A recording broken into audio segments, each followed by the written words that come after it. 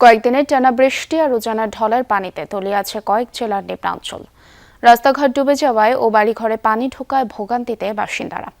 আমন ধানের বীজতলা সহ বিভিন্ন ফসল ডুবে থাকায় দুশ্চিন্তায় কৃষক। বর্ষায় কয়েক জেলায় বেড়েছে নদী ভাঙনের তীব্রতাও।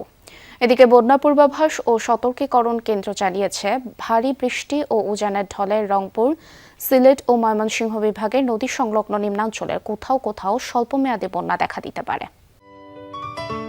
সিলন টি রপ্তানিতে শীর্ষে। পাহাড়ি ঢলের পানিতে তলিয়ে নেত্রকোনার কলমাকান্দা উপজেলার খারনই, নাজিরপুর ও রংছাতি ইউনিয়নের অন্তত 15টি গ্রাম। ডুবেছে রাস্তাঘাট, পানি ঢুকেছে বাড়িঘরেও।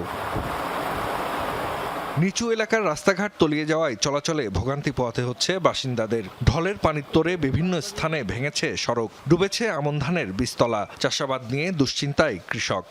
বাড়ি ঘরে পানি উঠতে গেছে, রান্নাবাড়ি নাই, এরপরে মনে করেন এই জ্বালা টালা যা পালাইছিলাম সব ক্ষয়ক্ষতি নষ্ট হয়েছে।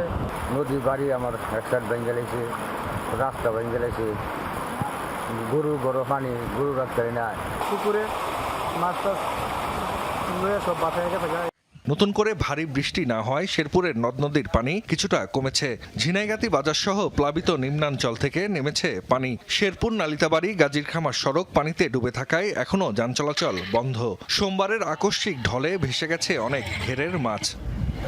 তিস্তার পানিতে তলিয়ে আছে গঙ্গাচড়া, কাউনিয়া ও পীরগাছার নিচু এলাকা ও চরাঞ্চল। অনেক এলাকায় বাড়িঘরেও উঠেছে পানি, তলিয়েছে রাস্তাঘাট ও ফসল। গঙ্গাচড়ার নোহালী ব্রিক বাজার, মিনার বাজার ও ছাওলা সহ বিভিন্ন এলাকায় দেখা দিয়েছে ভাঙন। জরুরি ভিত্তিতে জিও ব্যাগ ফেলে ভাঙন ঠেকানোর চেষ্টা করছে পানি উন্নয়ন বোর্ড। জমি জায়গা যা সব আমাদের গেছে, কিন্তু আমরা যে বাড়িটা করে আসি এই বাড়িও আমাদের থাকবে না। যত দ্রুত সম্ভব সরকারের কাছে আমাদের আবেদন, সরকারের কাছে আমাদের অনুরোধ, আমাদের যেন রক্ষা করে। এই আমি বাড়ি ভাঙবার হলো 6 মাস, আবার যদি বাড়ি ভাঙি এই টাকা পয়সা আমি কোথায় পাবো? এদিকে টানা বৃষ্টি আর স্বাভাবিকের চেয়ে বেশি উচ্চতার জোয়ারের পানিতে প্লাবিত হয়েছে ঝালকাঠির নলছিটি, কাঠালিয়া ও রাজাপুর উপজেলার নদী তীরবর্তী নিচু এলাকা। ডুবেছে সবজিসহ বিভিন্ন ফসল। জাহিদ হাসান, যমুনা নিউজ।